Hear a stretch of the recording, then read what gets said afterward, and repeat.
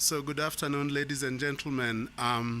First of all, to really thank you for coming to the Jahazi lounge, Jahazi 9 lounge, and to also indicate that the lounge is being streamed on Taweza TV, on YouTube, so that we can have more participation globally.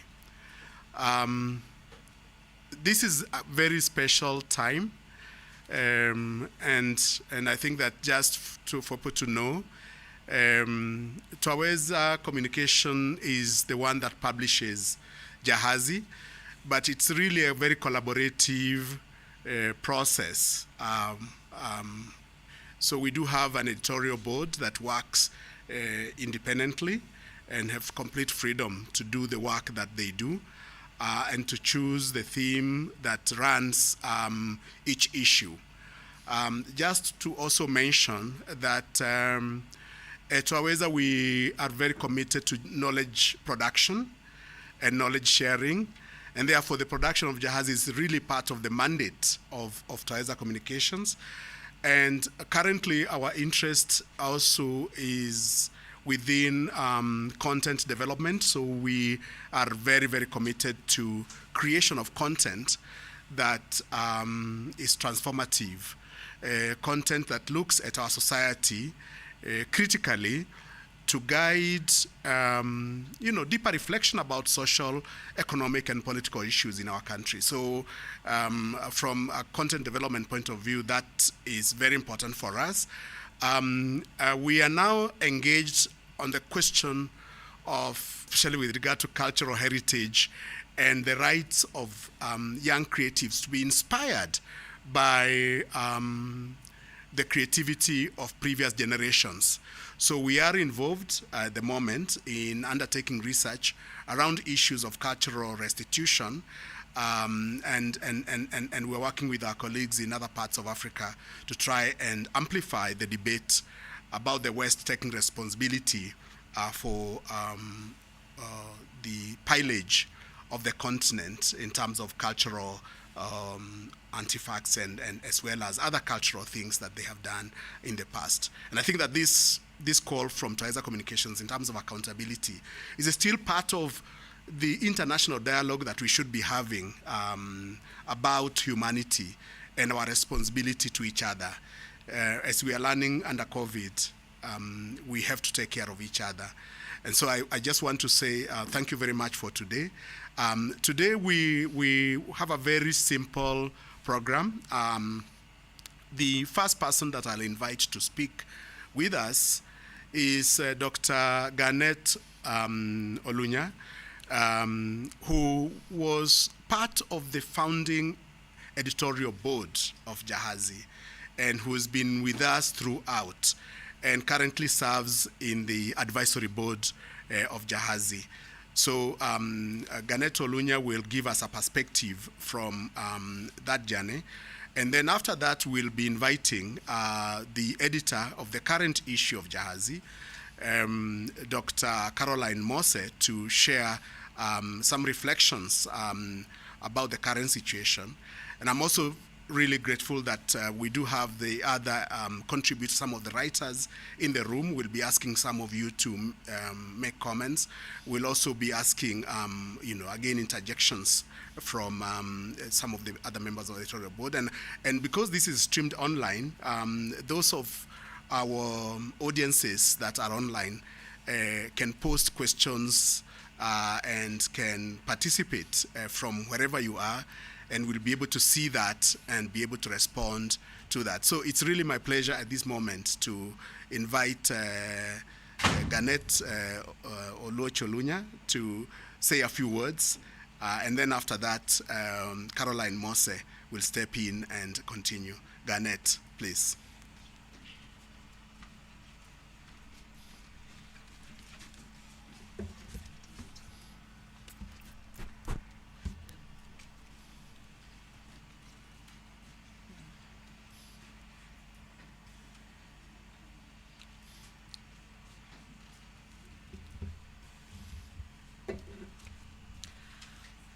Thank you, Prof. For me, it's a great pleasure and an honor to be here. A great excitement as well, because, might be what you don't know is since the launch of the first issue of Jahazi, we actually haven't had this kind of event. We normally just produce it and put it out, and that's that. So, for me to be given the opportunity to reflect a little on the journey is a true privilege.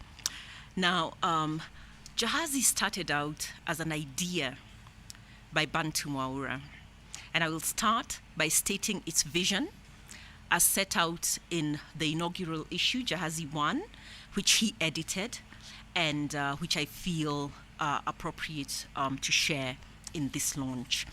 And, just so you see it, this was the cover of Jahazi 1. This is my copy, which I have kept all the years. Okay. Now, it is stated in the opening pages that its aim is to harness the wealth of artistic and cultural synergies that have emerged and continue to emerge from Kenya and the East African region for posterity through the mentoring of artists, theorists, cultural thinkers, as well as general enthusiasts. It hopes to build bridges between theory and practice, thus propelling cultural thinking and artistic practice in the region to greater heights. Number 2, Jahazi aimed to reclaim the gaps left by such illustrious publications as Transition, Penpoint, and remember, Transition was edited by Rajat Nioji in Kampala, and later in West Africa by Wole Soyinka. And of course, the new Transition, which emerged from that, is now located at Harvard. And the editorial board has been chaired by people like, Wole Soyinka, and it's published by Kwame Appiah and Henry Louis Gates Jr. And it, of course, changes. Okay. And then Penpoint was edited by Ngugi wa Thiong'o at Makerere. Now, these journals and magazines provided a forum for cultural and artistic thought, a reflection that determines identity, sovereignty, and the mark of civilized development. And of course, we place Jahazi within this trajectory. Now, culture is a search for meaning.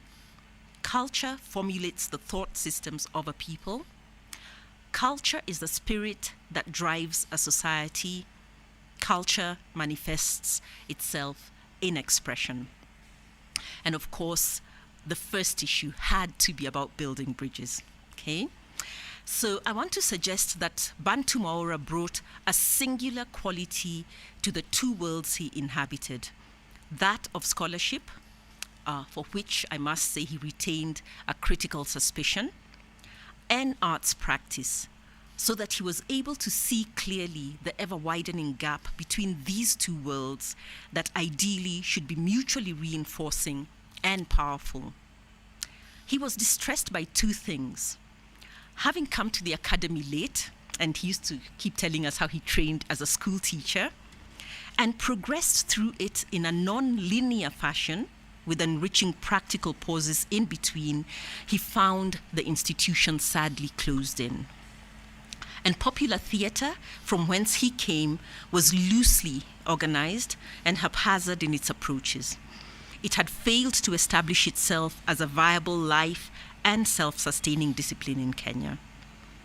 So, of course, the first thing we did was to meet. And we were convened by Taweza Communications, which really at the time meant Professor Kimani here, with the support of the Ford Foundation. Okay. And in a fortuitous convergence at the time, changes at the Ford Foundation favored the arts. Bantu had applied for a Ford, Bantu had applied to Ford after a frustrating year when he told us, nobody would touch his ambiguous ventures. In 1999, a new portfolio, Media, Arts, Culture, was introduced. This segment had previously been under the Human Rights and Social Justice portfolio, where its role was to disseminate advocacy, messages to support the human rights agenda. But now with a budget of $2.5 million and under the umbrella of Alison Bernstein in New York, whose own broad portfolio, knowledge, creativity, freedom underwrote its agenda, a new period began. Where other funders were traditionally cautious of taking risks, under the new portfolio, Ford was able to take big risks and could work with areas others were afraid to touch. What Rob Burnett, the first program officer to hold the media, arts, and culture docket at the time, terms the lunatic fringe. The endowment fund had grown. Ford identified a gap and in 1999 moved into Nairobi, into Cairo, and into Lagos with this program. And of course, South Africa, which you'd think would be in there, had a strong National Arts Council. So, the support there was not as muscular. As with its previous support of the human rights agenda and the arts in the 60s, there was the underlying assumption that the arts and creativity are linked to democracy and must strengthen democratic values. Now, this is as far as it went in stating an overtly political agenda. And just like the other portfolios were charged with the building of institutions rather than giving grants to individuals, the arts were to be no different. A few exceptions were made, however, in relation to building individual capacity where needed. And the two notable individuals who received such support were Gishora Mwangi, himself a theatre man and scholar and friend of mine who started Karamu Trust, now deceased, and of course Bantu. Indeed, Bantu was partially supported towards the completion of a PhD in performance studies at New York University through a small Ford grant that was administered by Twaweza. He was at the same time determined to start an interdisciplinary journal that would bridge the rifts that had occurred between the different types of practitioners in areas of arts and culture, all the time engaging these two sectors on a shared, well-articulated platform in both English and Kiswahili. Initially, we hadn't started with Sheng because it hadn't grown as much as it has today. It would capture and record in whatever form the artifact might present itself, and then through editorial or whatever necessary interventions, create a platform as well as an archive. It is in this context that Jahazi was funded under Twaweza Communications, whose director, Kimani Njogu, shared this passion for interaction and dialogue across and out with the disciplines. Twaweza Communications organized the first linkages workshop, which I think is actually where I met a lot of the people, members of the editorial board, for the first time. Okay. Now, here artists and scholars thrashed out the cultural and leadership agenda to come up with the Art, Culture and Society series, which has published such books and journals as Cultural Production and Social Change in Kenya, Building Bridges, which we co-edited with Kimani, Culture, Performance and Change in Kenya, Culture, Performance and Identity, Paths of Communication in Kenya, and Getting Heard, Reclaiming Performance Space in Kenya. Now, the journal Jahazi has tackled similar themes. We used to kind of, go in tandem. Now, in issue 4, Knowledge, Culture and Memory, we commemorated Bantu Mwaura and E.S. Atieno Odhiambo, eminent professor of history at Rice University in the US, who both died that year, and that was 2011. Now, I want to share just some of the moments we've had along the way. And I will say it has been a great privilege as well as a lot of fun, working on Jahazi. Now, number 1, building bridges. Now, I recall bumping into an elated Bantu at the Zanzibar Film Festival, ZIF, in 2006. Soon after, he interviewed Melvin Van Peebles, who was celebrated chief guest and recipient of the Lifetime Achievement Award that year for the first issue of Jahazi. Okay, now his film, which was called Sweetback's Bad Ass Song, had caused a sensation. Van Peebles not only wrote, produced, edited, and directed the film, he composed its score and played the starring role and shot it in 19 days. Okay, now this totally resonated with Bantu. That this, in quotes, godfather of independent American film, of black cinema, here generously sharing his skills, had learned his craft on the job. Okay, he was self-taught. And I remember Bantu rubbing this in, because Bantu always had this thing of, you don't have to go to university to produce something great, even as he struggled, of course, with going to university and producing great things on the side. And so for him, Van Peebles was just a confirmation that as human beings, as creatives, we have capacities.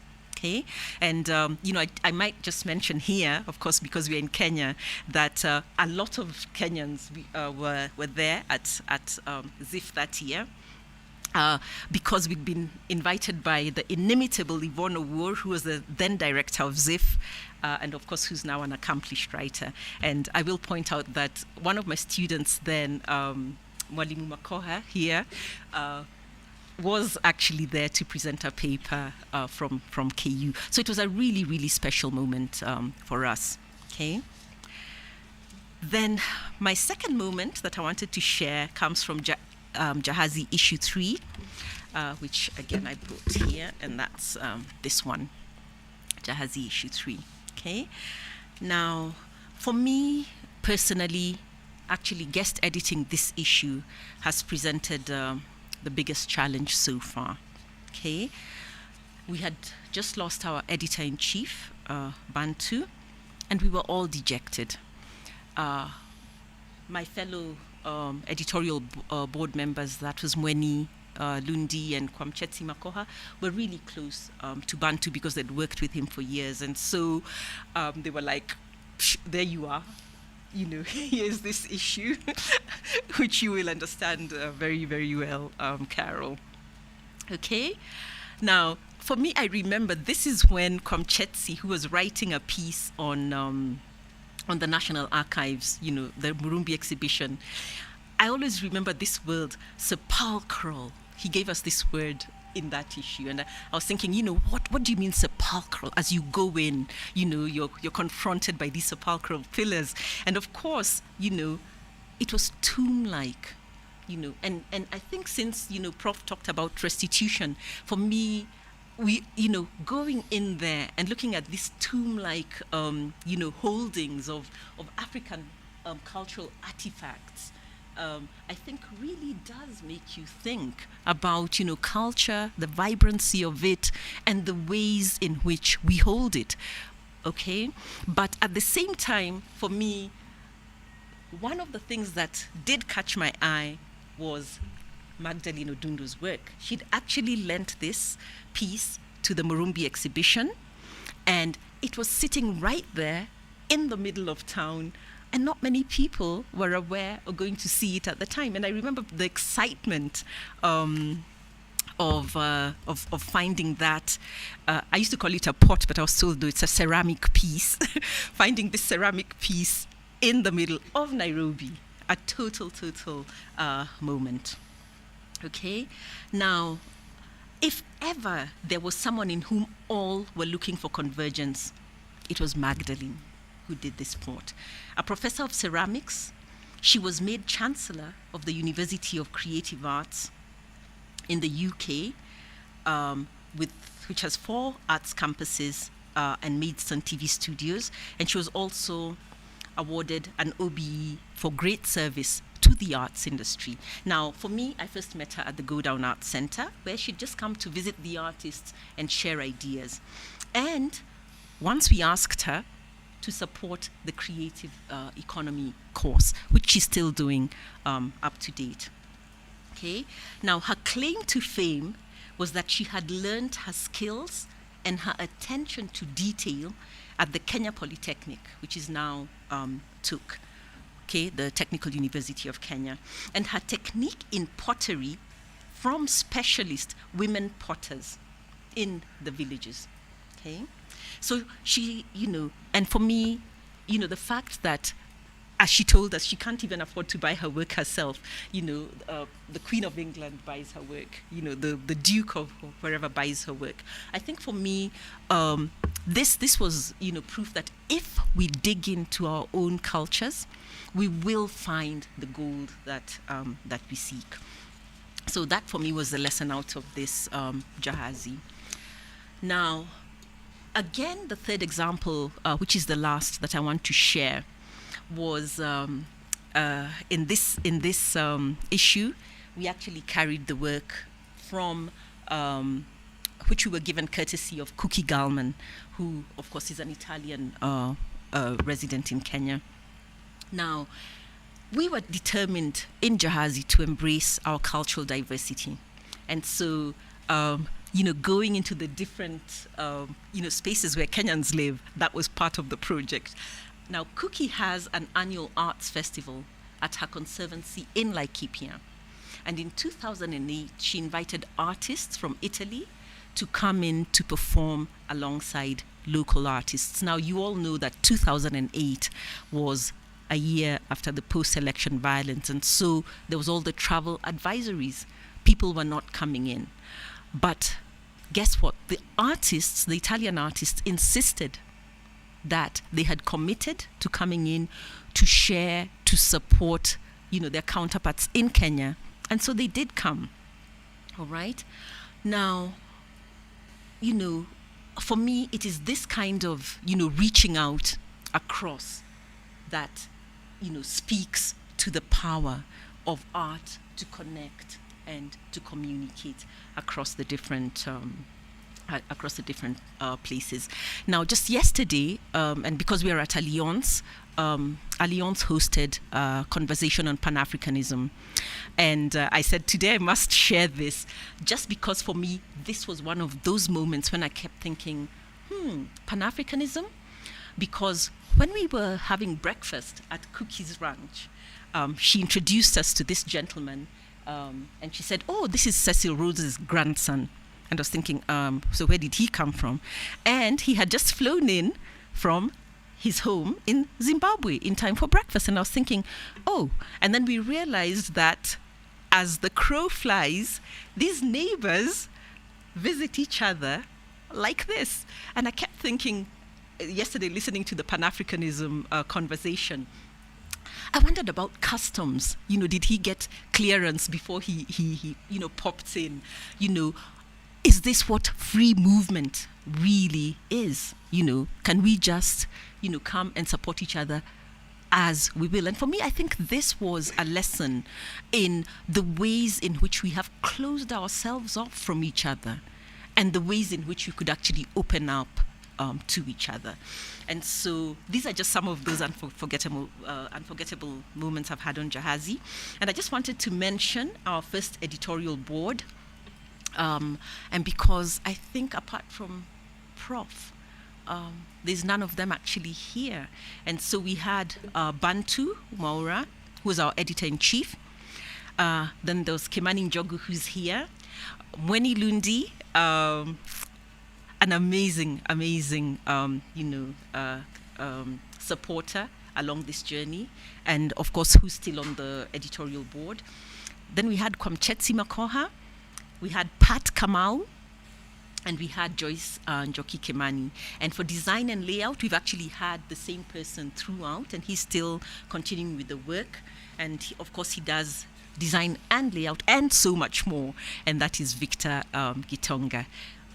And so I think for me, I'd like to say thank you. Thank you. It's been a wonderful journey so far, and long may it continue. And Prof, I think, if I may invite Carol? Yeah, and so I'd now like to invite Carol Caroline Mosse, who's the editor of the issue we launched today, to tell us a little about it. Thank you very much. Welcome, Carol.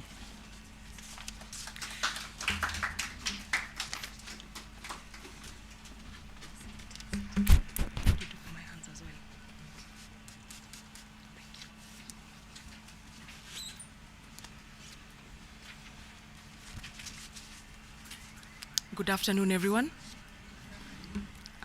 As you've heard, my name is Caroline Mosse, and I happen to be the editor for this particular special issue, but I didn't work alone.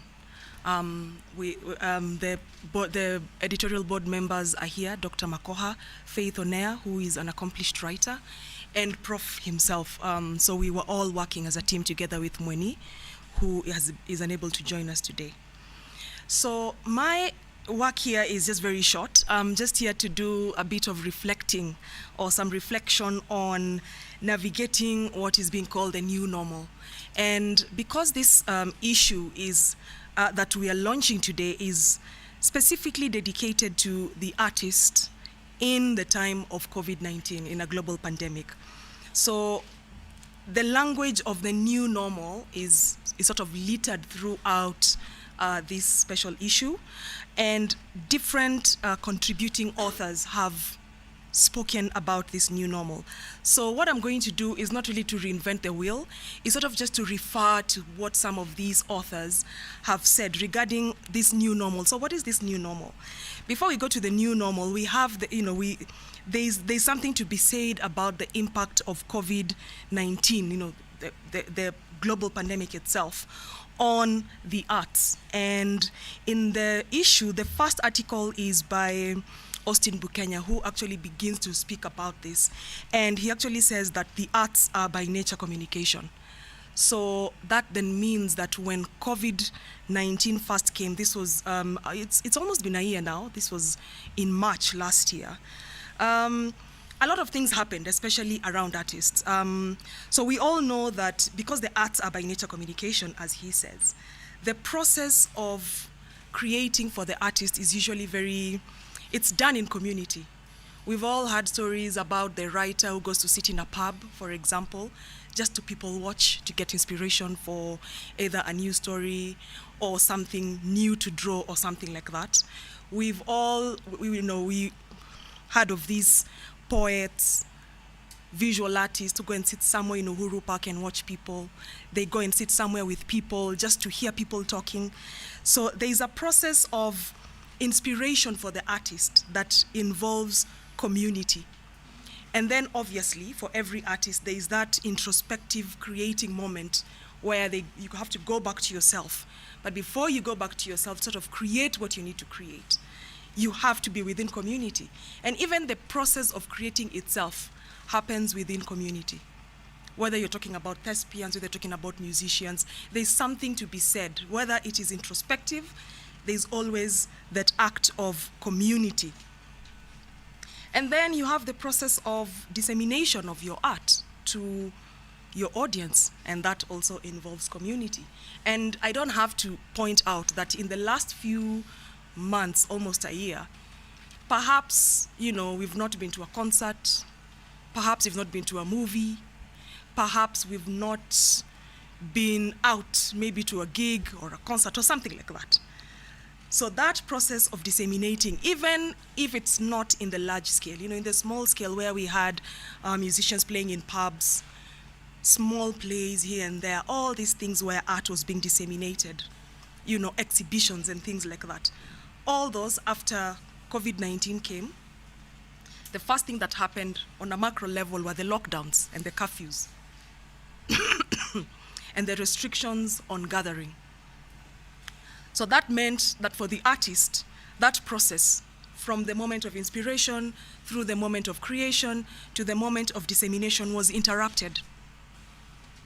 And then on the personal level, after COVID-19 came, you had the masks, you had the so-called social distancing, even the way we are seated right here, we wouldn't be sitting like this way before COVID-19. We'd be sitting close together, talking with our masks off, etc. And then the hand sanitizers. And there's something that is very clinical, something that is very dry, cut and dry, about masks and sanitizers. You know, like now I've coughed and I've seen some people looking at me like, okay, what's happening? What's happening there? In the past, a cough was just something maybe annoying. You tell someone, cover your mouth, yeah? But now a cough might actually mean the difference between life and death, depending on the status of your health, depending on where you are at any particular time. And there's something clinical about always sanitizing our hands, sanitizing surfaces. It's not something we were used to. It's not something we were used to. And obviously, if we were to translate that to the artist, you know, that camaraderie, that closeness, hugging, you know, sitting down, sharing drinks, sharing a smoke, etc. All those things are gone. And even where they exist now, there's a sense of we are breaking the law, you know, you've got these eyes of, you can't even walk freely in town these days without your mask on, or if your mask is on your chin, because you might get arrested by the police, etc. So these are some of the things. So from a macro level and even down to the personal level, COVID did something to all of us.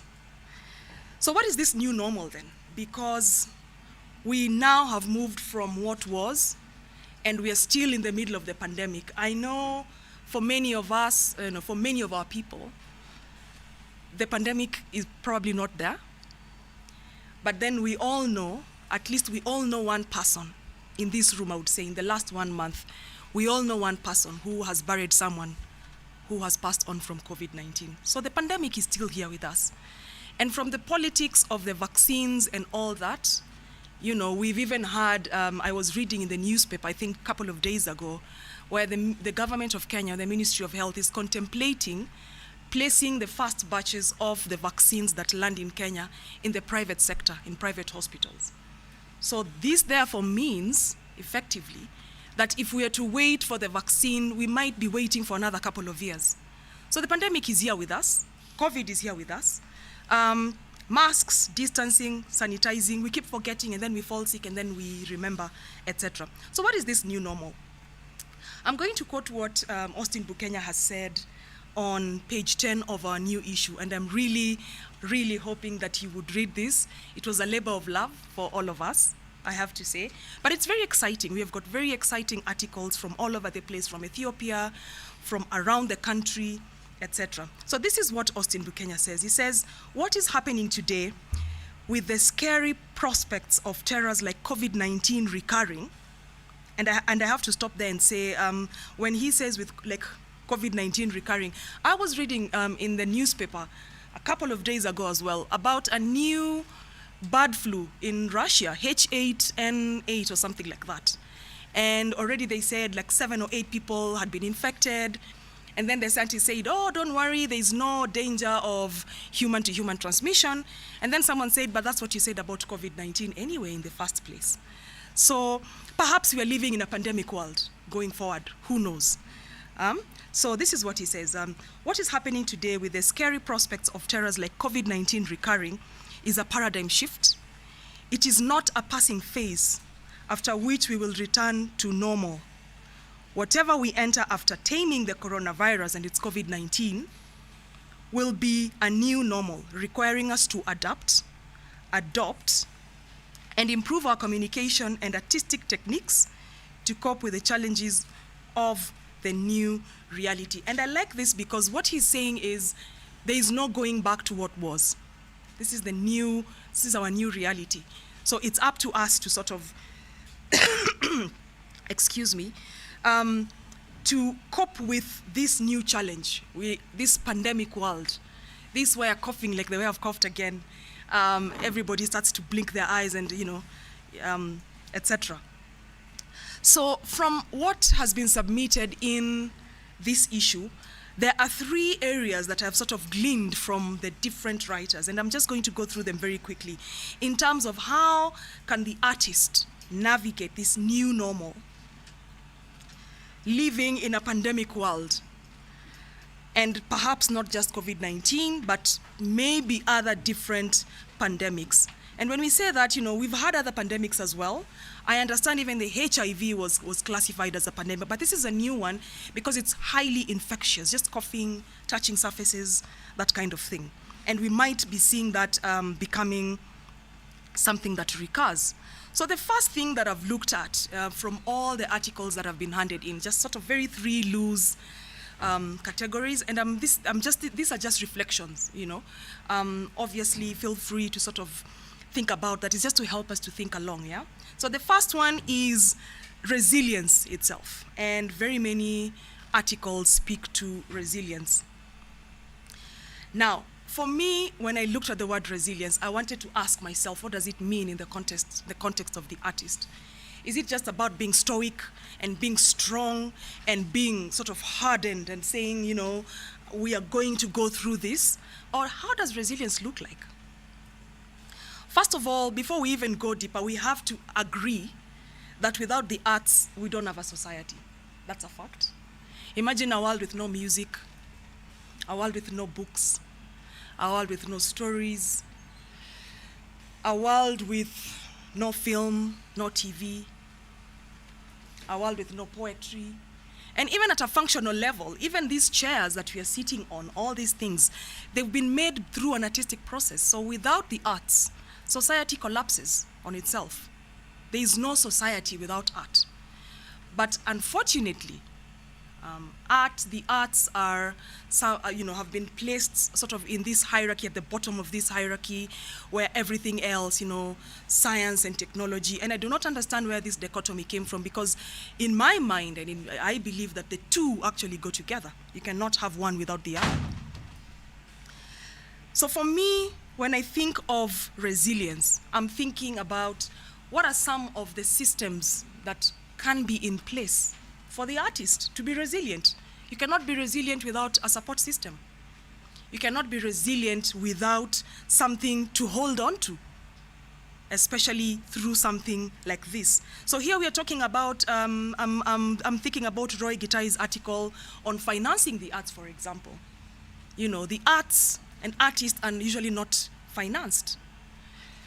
He begins his very astute article, and I'm really hoping that you all read it, asking what happens when an artist walks into a bank to ask for a loan.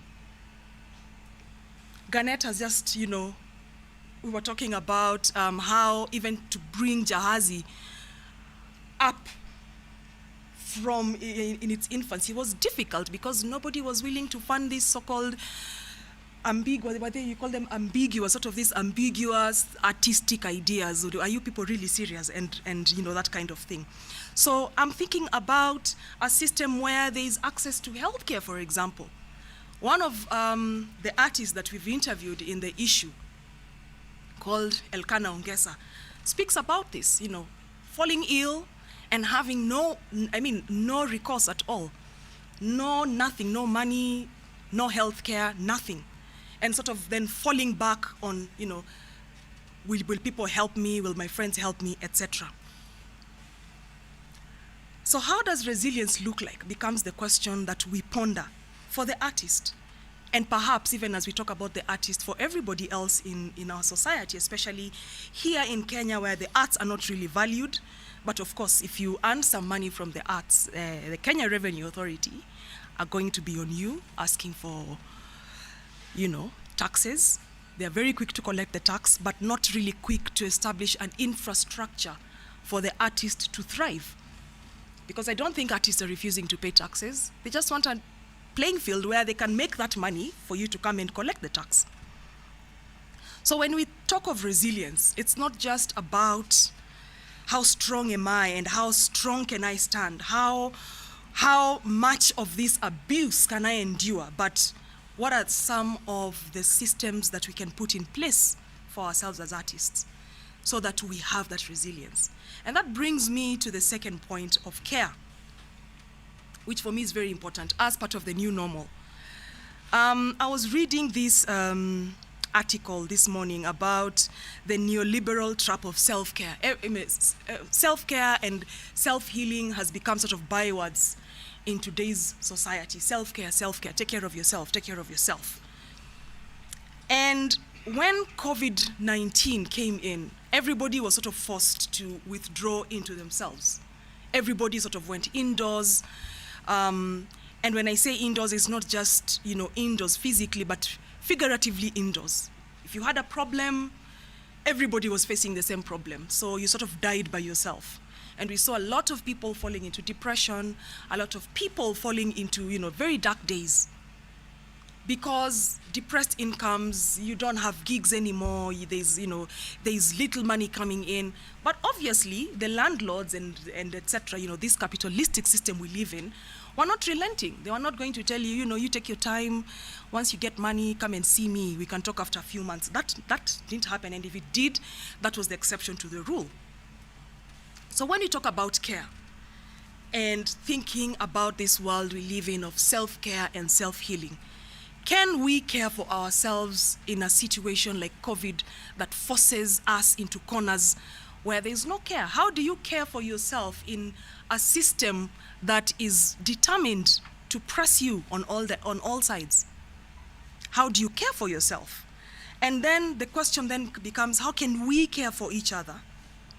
How can we care for each other in a situation like this, in a country like this, where even the NHIF said, we're very sorry, we're not going to cover COVID-related illness. The insurance companies came out initially and said, we are very sorry, we are not going to cover this. And then later they said, yeah, we'll cover, but here are the premiums. And the premiums were obviously through the roof and totally inaccessible to the everyday common mwananchi, you and I walking around here. Right? So how do we care for each other? And obviously that then is related to the first point on resilience. So how do we as artists, even the different classification of artists, the thespians, the visual artists, the musicians, and I really enjoyed the article by Shiba Hurst, Wanjiku, Mwabuganga, Miriam Kadzitu, and Karishma Bagani about, they were talking about sustainable theater ecosystems. So how do we create these ecosystems around artists, around ourselves, that are sustainable, that provide care? We provide care for one another, as well as then giving us that infrastructure for resilience. And the third one, and as I finish, is technology. On page 33 of this particular issue that we are launching today, Nigeria Sambuli does, has a conversation with Jahazi, and it's very interesting. And one of the things, obviously, we all know one or two artists who sort of moved online, especially the musicians really did this very effectively. I'm sure we've all attended Zoom parties, on and off. I have. I used to have a Zoom party every Friday. A DJ friend of mine used to have Zoom parties, and we'd all congregate there. And after the first hour, someone would say, all right, everybody, let's bless the DJ, 100 each to this number, and people would send 100 shillings. And then they would say, all right, guys, after another 30 minutes, we're going to play R&B from the 1990s, 200 for the DJ, and people would do the 200. And at the end of the day, it allowed these DJs to sort of keep earning a living. And then, of course, we would also have, there would be the chats on the side, and people would be catching up, etc. And you'd have your camera on, people would be having drinks every Friday. And it actually helped people to sort of go through remember the initial months when the curfews would begin at 7 p.m.? And life was really, really impossible. There was a lot of things going on even behind the scenes. We had a lot of issues with violence, people being cooped up in small spaces that they were not used to, etc. So we've all seen this move towards the use of technology for many artists. But then Nigeria Sambuli says something in this particular issue, and I'll quote. She says, very few of the popular online platforms we use are created on the continent. And we know that technology is never neutral. So that brings us to the question of, even as artists, the new normal will be to move with technology, to technology, to these online spaces, social media, etc. The question then becomes, and she actually adds, there's very little in and on those platforms fashioned in our diverse image. So this then begs the question, even as we move to technology, onto social media, and to these different spaces online, what exactly are we doing there? Are we becoming sort of, is the trope being replayed where African countries continue to sort of be these hunting grounds, raw material just sort of being extracted in that sense from the continent to other spaces to profit other, spaces, etc. And of course, there's a funny story here that is now circulating where the producer, or is it the copyright holder of Jerusalema, is now contemplating asking for money from the big brands that used his song for the Jerusalema challenge. So perhaps to begin to ask yourself, if you did the Jerusalema challenge without writing to this particular artist for permission, perhaps you should be pulling down your YouTube videos before something happens, right? Okay, so this begs the question, what are we doing on these sites? Are we really profiting? What are we doing on these sites? So that now, as we think about the new normal, these are questions to ask ourselves. I've seen a movement in the US where visual artists are actually leaving Instagram because after the Black Lives Matter movement, it was discovered that Instagram was actually either deleting posts that appear to be controversial, about lives of black people, police killing black people, that kind of stuff, either deleting or restricting views and things like that. So very many of, especially artists of color, black artists, Latino artists, have been moving to their own platforms that they're creating. So that becomes another alternative. That is something for us to think about, because we do not now want to become party to or victim of some of these big sort of what are called white boy apps. I don't know if it's appropriate to say that, white boy apps, Twitter, Facebook, Instagram. To become victims of these apps where money is made and algorithms are created and the profits are taken elsewhere. So that becomes a conversation for us to have in terms of this new normal. What does it look like for us? And I think if we have these conversations and move them beyond conversations actually into implementation, then we begin to chart a new space for ourselves. Because I also think that when COVID came, everybody kept saying it's the great equalizer. I have problems with that phrase, but it gives us a sort of an opportunity to press reset and in a way to make the rules for ourselves and to sort of chart paths for ourselves that are profitable to us, are good for us, and good for our art. And with those many remarks, Prof.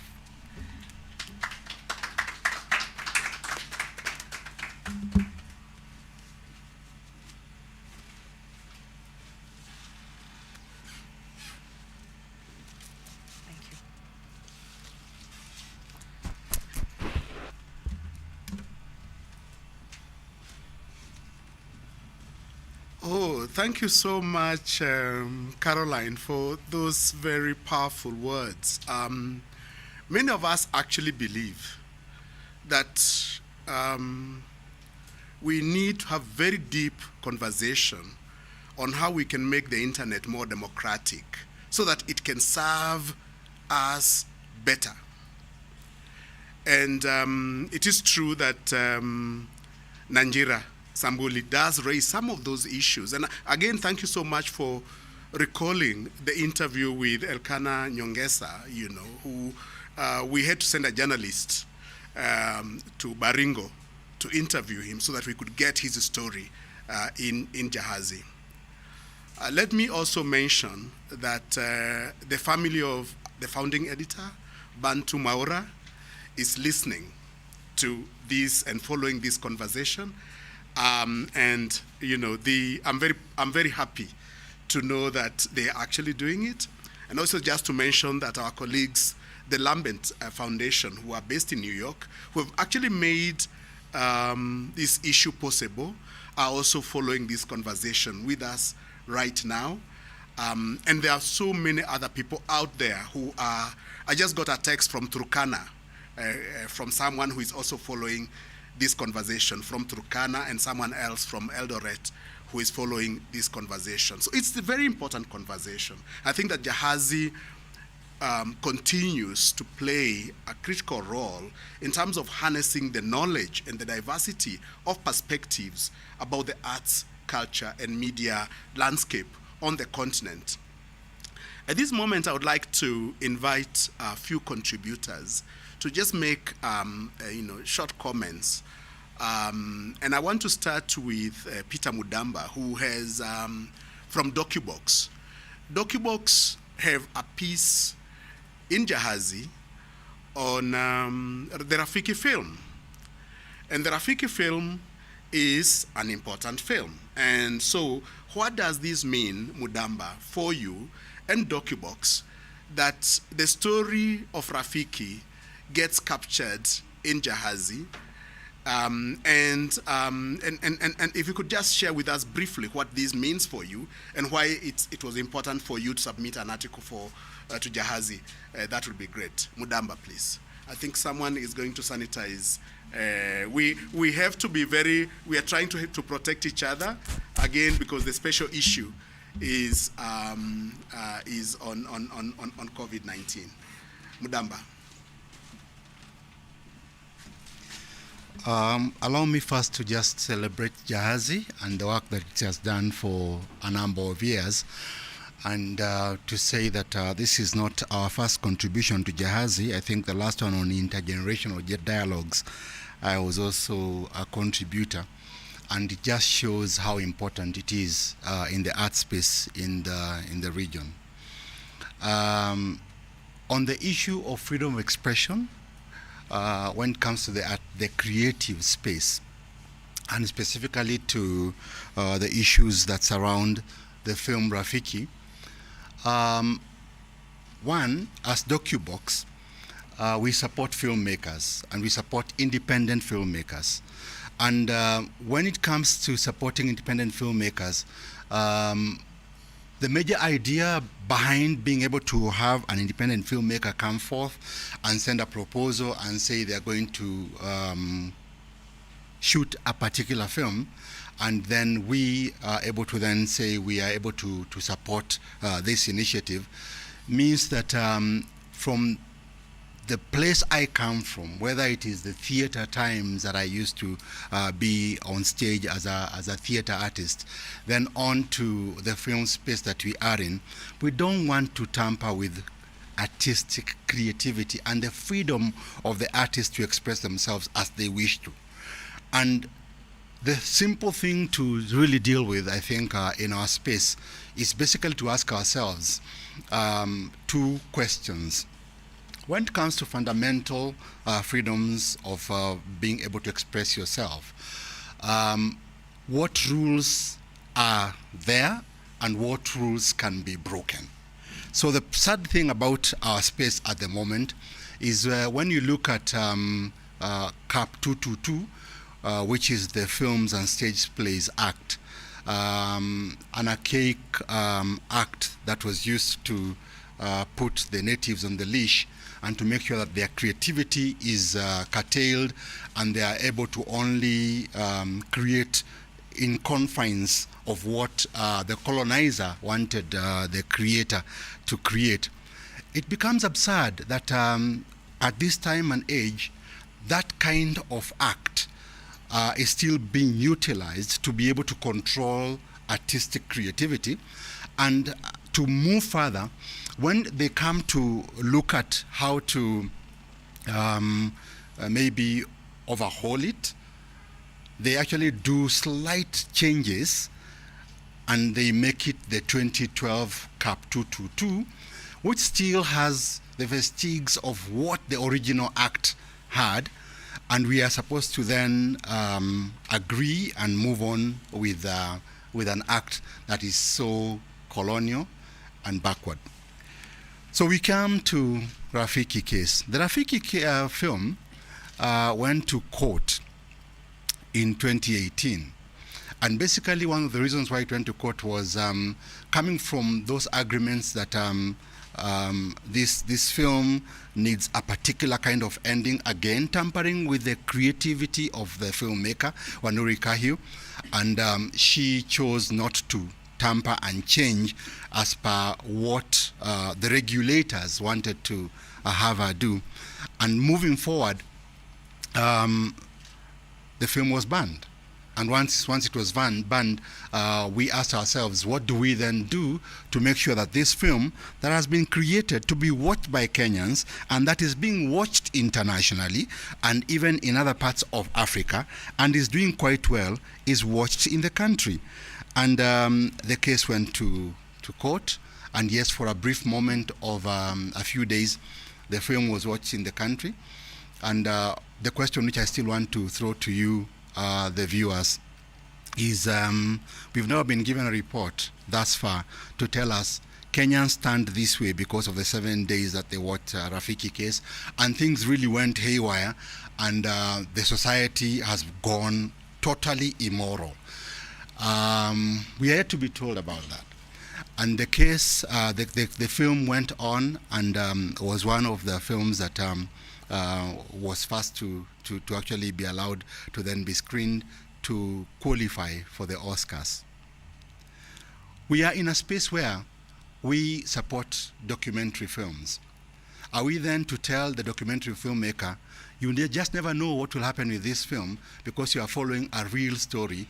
Don't follow this murderer. Kenyans will all become murderers, at the end of the day. So let's be very careful with what the Constitution tries to bring forth to us as the rules and regulations that will be able to regulate our space. I think there was a saying that once, there is that moment when they came for the Jews and I kept quiet. I would like to say then in Kenya, they came for maybe the Kikuyu and the Luo and I kept quiet.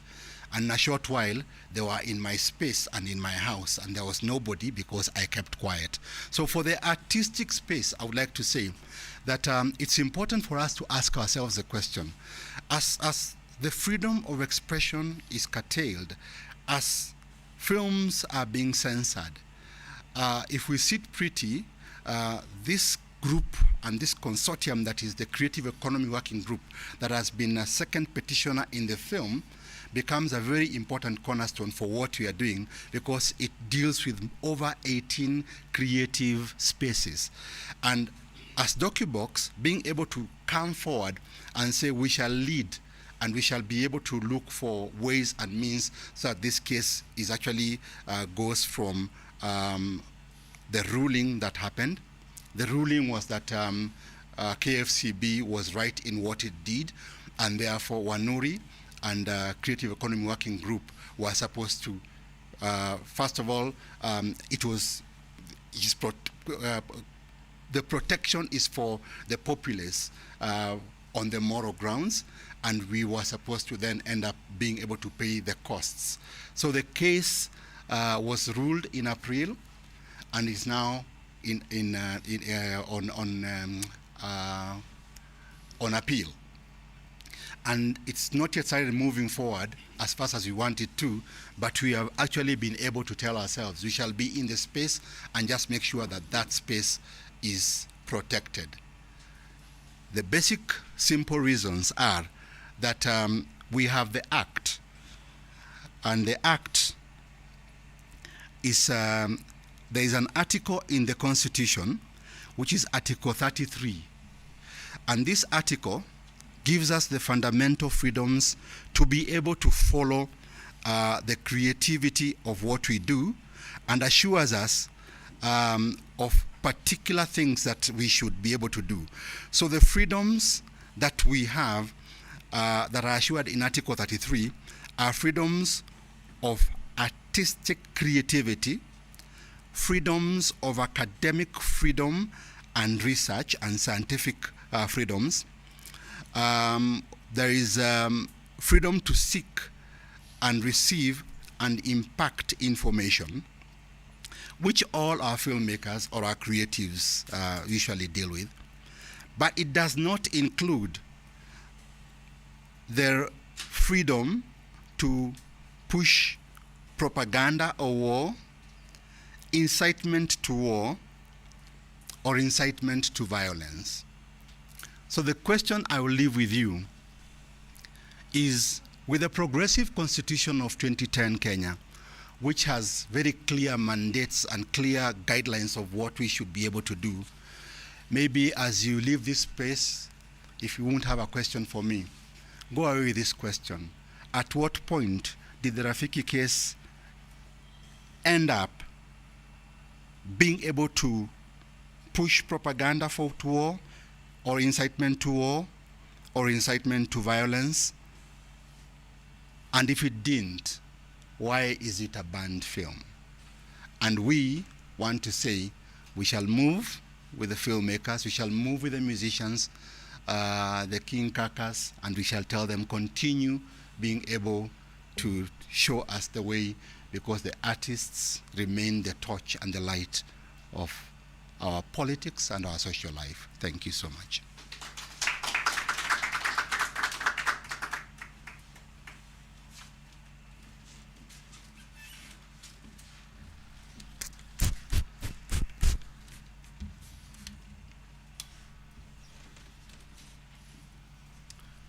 Thank you very much, Peter Mudamba. I have immense clarity personally on the creative project. The Constitution of Kenya protects artistic freedom alongside scientific freedom and academic freedom. So this is fundamental, that alongside scientific freedom, the freedom to do research, and alongside the freedom as intellectuals to imagine the past and to imagine the future, the artist can use their imagination to imagine all sorts of worlds, and that is protected constitutionally. And therefore, I think that the work that the Creative Economy Working Group and its various partners is doing is really fundamental. And I think that we have to continually document this journey. And this is the platform that Jahazi is giving us to document the journey that the creative sector takes. I want to give this opportunity to one of the managers of a space in Nairobi to share with us what is going on with that space. And that's basically Bomas of Kenya. I want to invite Kahide Keiru, who also serves on the advisory board of Jahazi, to share with us a perspective about what she's seeing at Bomas of Kenya. And before she comes, I think someone called Immaculate is going to do something about sanitizing. Thanks, Immaculate, for all this work. Thank you so much.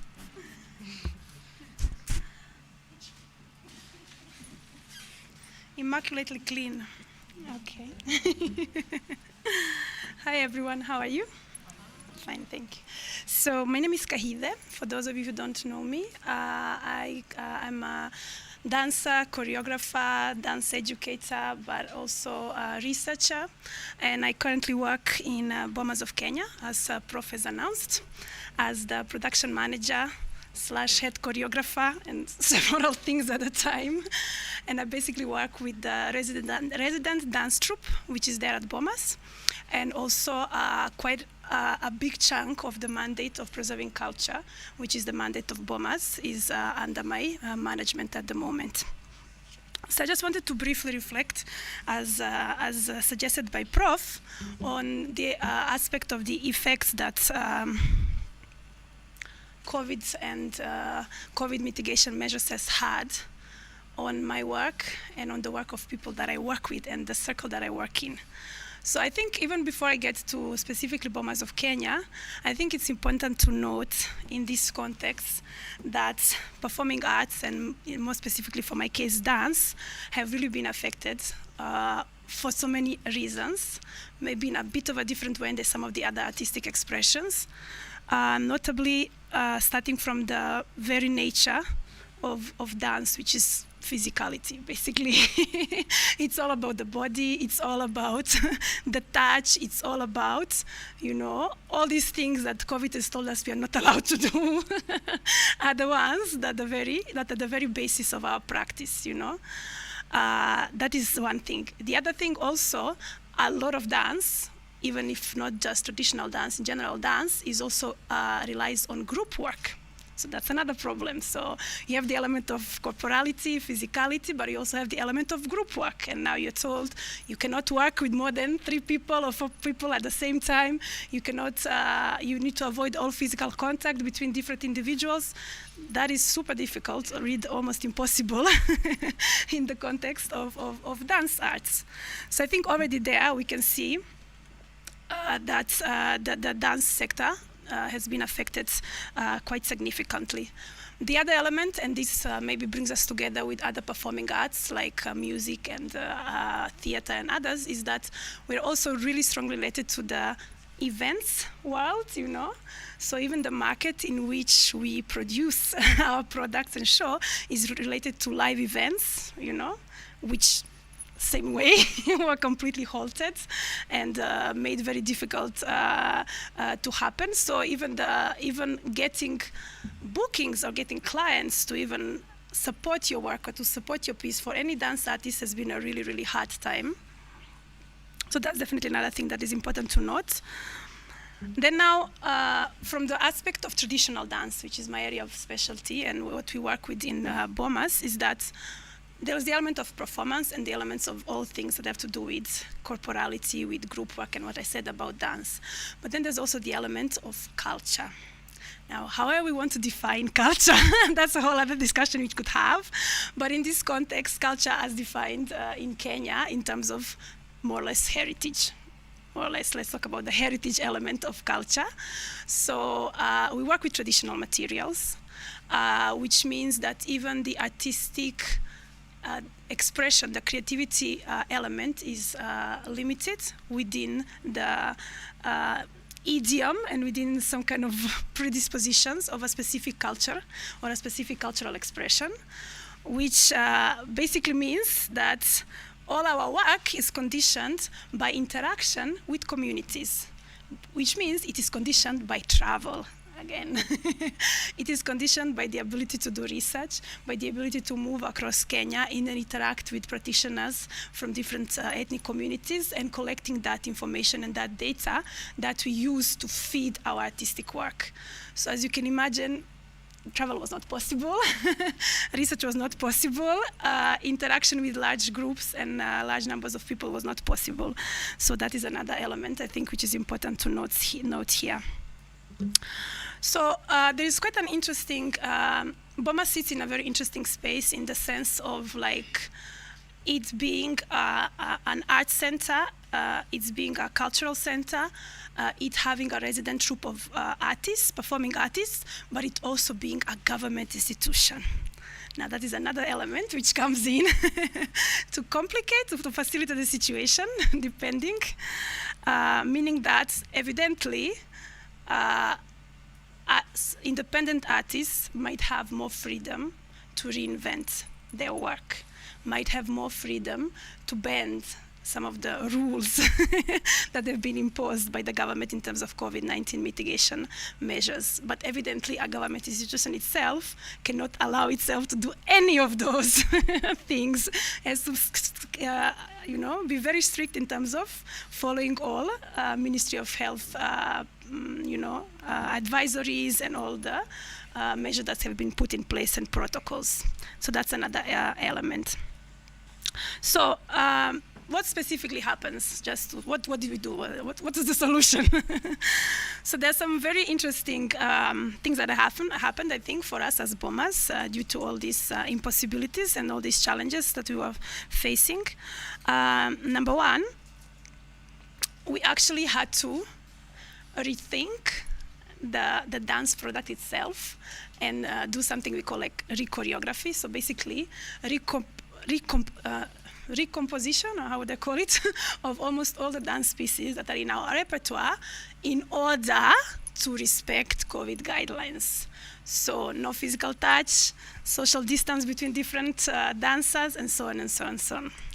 Which I must say is not an easy thing to achieve.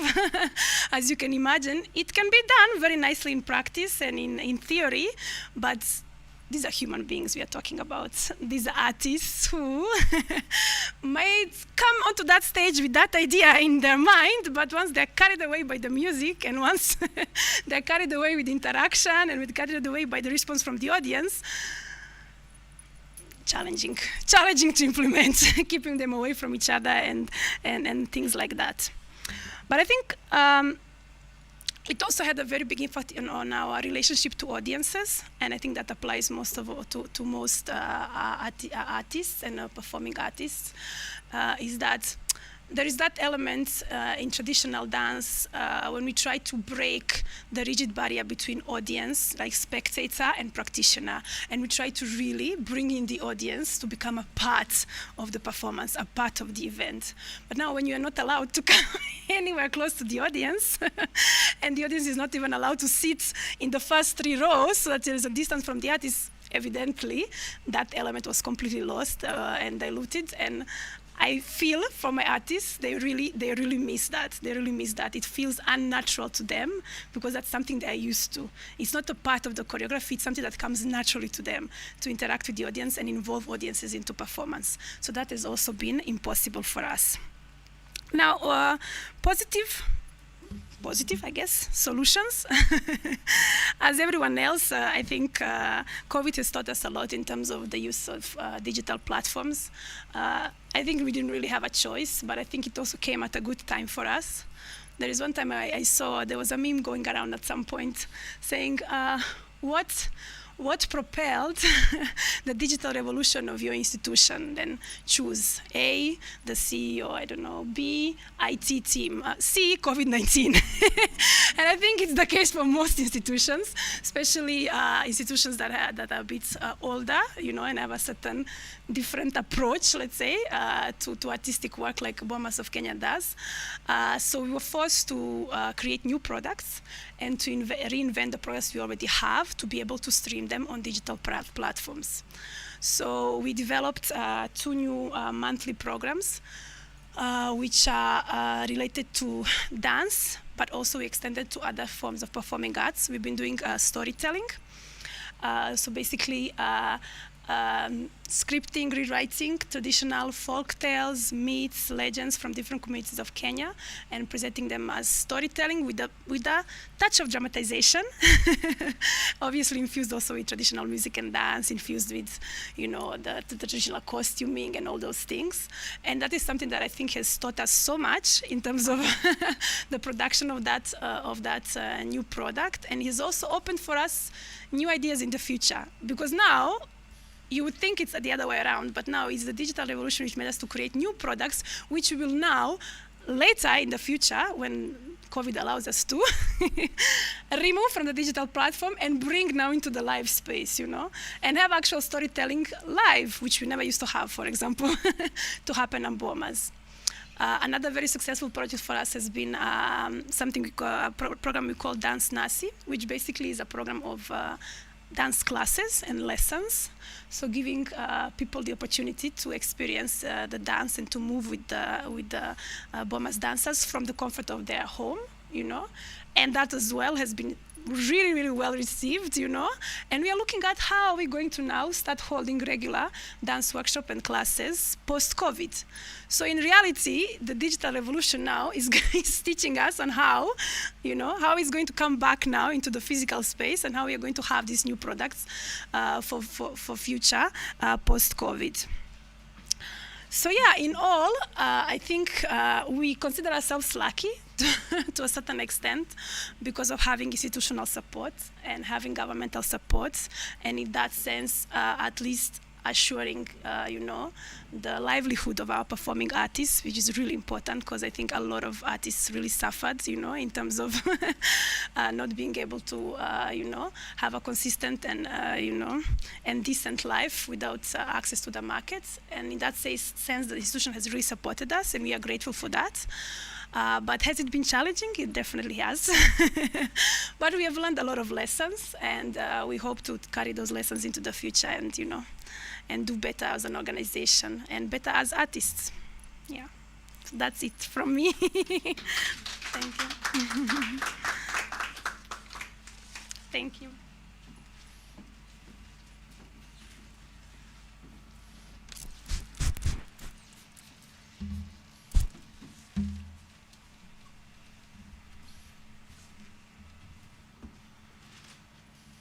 Thank you very much. Thank you very much, Kahide. I was wondering how you are reimagining and reconfiguring, and recreating, Bomas of Kenya on account of COVID-19, because clearly the physicality that I have always seen at Bomas of Kenya were really going to be challenged substantially by the pandemic, but it seems like you have figured a way of doing it. But then, of course, there is now the tension between the nature of arts themselves, which are, connected with the physical and the emotion, and we get carried away and so on, and we forget ourselves, and the cognitive demands, which we have been programmed into by COVID-19.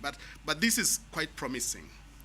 Now, one area that is covered in Jahazi is the area of, is a questioning, a reflection on education. And I really want to invite my colleague, Wandia Njoya, who has an article in Jahazi, to make some reflection on what inspired the article, what events, really got her to share with us this article. Dr. Wandia Njoya teaches at Daystar University, and she is an amazing, I must say this, an amazing writer, and I follow her very closely in social media platforms, both on YouTube as well as in her blog and all the other spaces that she occupies. So, Wandia, karibu sana. Immaculate must do the needful.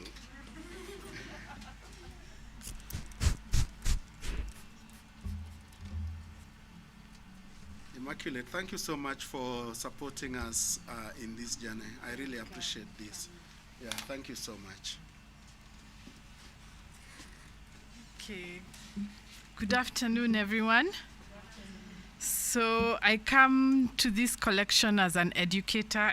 Education, and especially arts education, is something that I'm very passionate about and very troubled about. Caroline already mentioned that arts education has gotten the wrong end of the stick.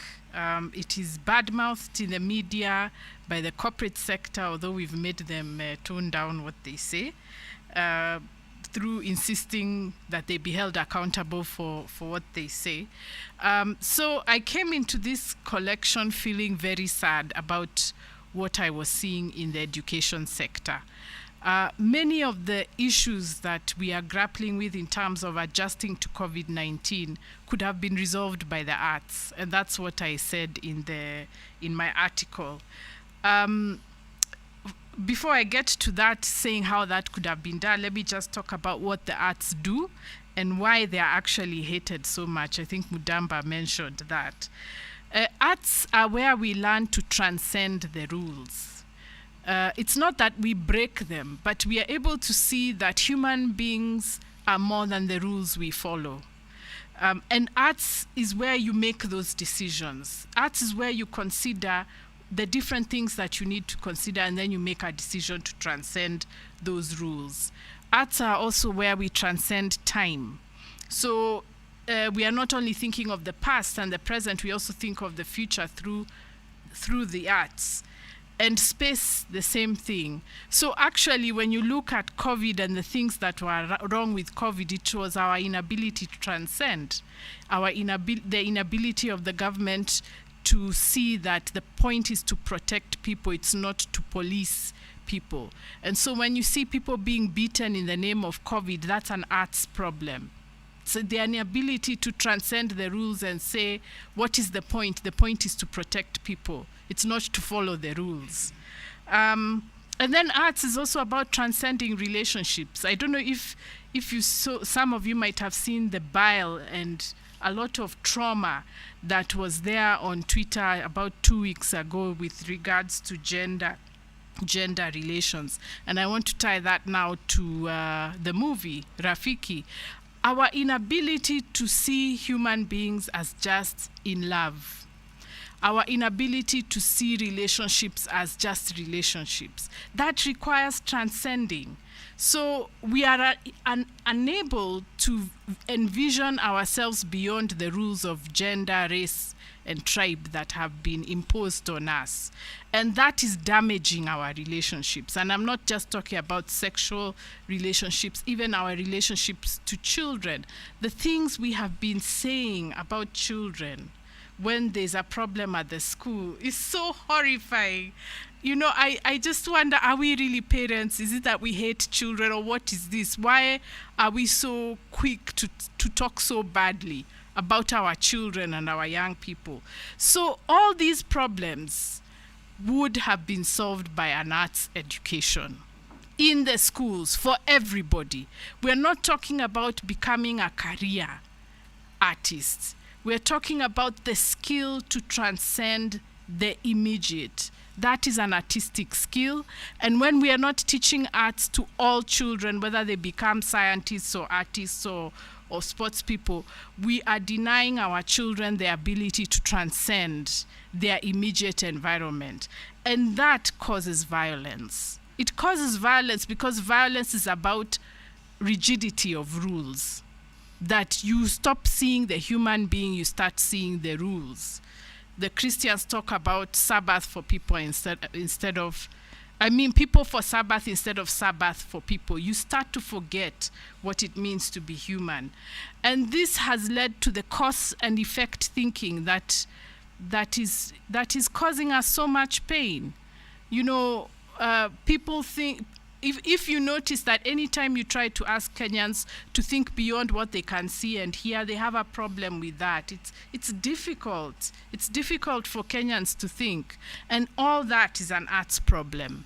So actually, what could have happened during COVID was that the artists could have helped us teach some of the subjects that we could not teach in the classroom. Like I've been saying, why is science not being taught through the arts? You know, why can't people think of the different ways, chemical reactions coming from cooking, from planting, the songs that we sing when we are planting? Those say something about agriculture. They say something about science and growth. So the artists could have been called upon to help us teach the curriculum, actually, especially to the younger children. We shouldn't have been so stuck at syllabus. Is the syllabus being followed? Because the artists could have taught chemistry with arts. They could have taught physics with arts. Music is physics. It's about light. It's about sound. Photography is about light. So cooking is about chemical reactions. So the artists could have done something to help us with the curriculum and with teaching, but because we have shunned the arts, then we had no creative solutions. I hear, at Bomas they had creative solutions. We didn't have that for education, and isn't that a tragedy? So the last thing I want to say about the arts, and which I mentioned in this article, artists, you have to care about education. It's children. What are children doing? When are they going to paint? When are they going to draw? When are they going to read books and do plays? And in fact, actually, you could have had children do a history lesson through plays. You know, they make their moms sit there as the shosho of the story. They make the father sit there as, you know, get your neighbors and do a play and teach history through that play. So please think about the children. You know, I know it's very difficult because you're trying to earn a living, but just think of the next generation. How are they going to consume the arts? How are they going to be the citizens who demand that the government support the arts unless they have seen the use of the arts in the school? So it's in your interest, actually, to advocate for arts education, to be taught to everybody, and not to be confined to the space of talent. That ideology is so insidious and so tragic, and most people have not understood what I have said. The problem with the idea of talent is that it suggests there's no training, there's no skill, and there's no work. Imagine if I said Immaculate has a talent for wiping the microphone. What am I doing? I'm not appreciating her work, that she's working here and she's taking care of our health. So when we call arts talent, that's what we are doing. So please don't use the word talent again, please. Please also, you know, advocate for arts education. I know some people learn arts outside of the school system.